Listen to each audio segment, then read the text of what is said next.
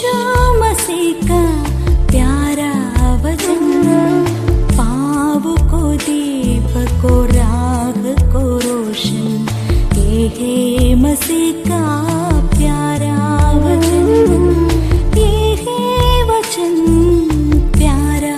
परमेश्वर के धन्य नाम की महिमा हो। प्रभात मनन के सत्र 2297 में आप सभी का बहुत ही विनम्रता के साथ स्वागत करता हूँ। आइए आज के मनन के लिए हम पढ़ते हैं याकूब अध्याय 5 पद 2 और 3। तुम्हारा धन बिगड़ गया और तुम्हारे वस्त्रों को कीड़े खा गए, तुम्हारे सोने चांदी में काई लग गई है और वह काई तुम पर गवाही देगी और आग के समान तुम्हारा मांस खा जाएगी। तुमने अंतिम युग में धन बटोरा है। प्रभात मनन के बीते सत्र में हम ये देखे थे कि 5 अध्याय की पहली पद में याकूब धनी विश्वासियों की आलोचना नहीं कर रहा है, बल्कि धन के प्रति गलत मानसिकता रखने वालों की आलोचना कर रहा है। हम ये भी पूर्व में देखे थे कि धनी होना या वचनानुसार के माध्यमों से धन कमाना इत्यादि पाप नहीं है, परंतु धन बटोरने के उपलक्ष्य में केवल जीवन बिताना या धन के लोभी हो जाना एक पाप है। प्रारंभ में बढ़ी गई पदों में धन से प्रेम करने वाले विश्वासियों के जीवन में होने वाले परिणामों का जिक्र किया गया है। आवश्यकता के अनुसार धन का उपयोग करना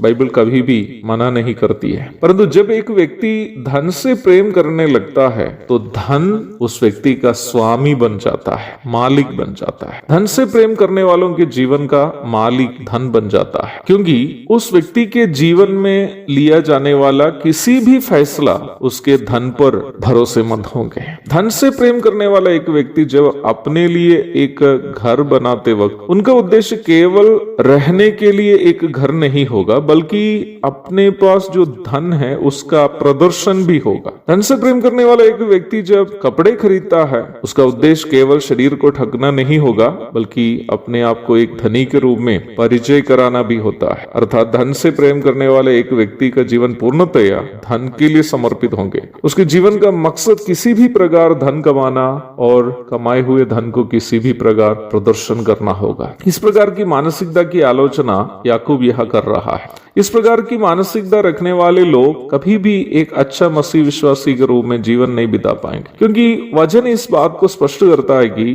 कोई भी व्यक्ति एक ही समय परमेश्वर और धन से प्रेम नहीं कर सकता। मत्ती 6:24।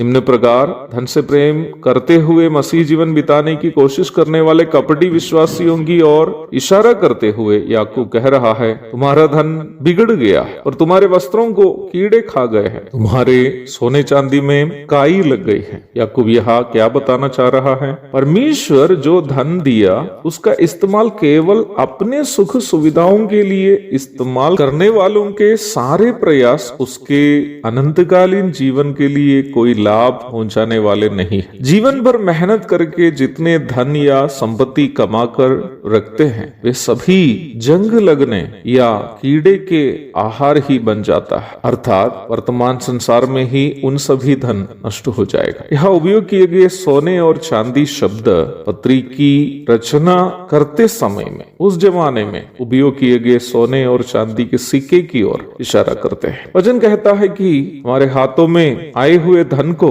यदि हम अपने अनंतकालीन जीवन के उपलक्ष्य में उपयोग नहीं करते हैं तो एक तो वो धन इधर ही नष्ट हो जाएगा और दूसरा वो धन हमारे खिलाफ प्रभु की उपस्थिति में गवाही देंगे कि हमने धन को प्रभु की महिमा के लिए उपयोग नहीं किया। मसीह विश्वासियों को धन से नहीं बल्कि परमेश्वर से प्रेम करना है। जब हम धन से अधिक परमेश्वर से प्रेम करने लगेंगे तो धन हमारा मालिक नहीं बल्कि हम धन के मालिक और धन हमारा दास बन जाएगा। अर्थात हम परमेश्वर को अपना मालिक और धन को हमारा सेवक समझेंगे। तब हम हमारे पास जो धन है उसका खर्च परमेश्वर की इच्छा अनुसार करने लगेंगे, एक अच्छा भंडारी के समान। परमेश्वर की इच्छा भी यह है कि परमेश्वर हमारा मालिक और हम धन के भंडारी और धन हमारा सेवक हो। जो मसीह विश्वासी अपने अनंतकालीन जीवन के उपलक्ष्य में जीवन बिताते हैं वो हमेशा धन को इस मकसद से ही खर्च करेंगे कि खर्च किया जाने वाले धन उसके स्वर्गीय जीवन के लिए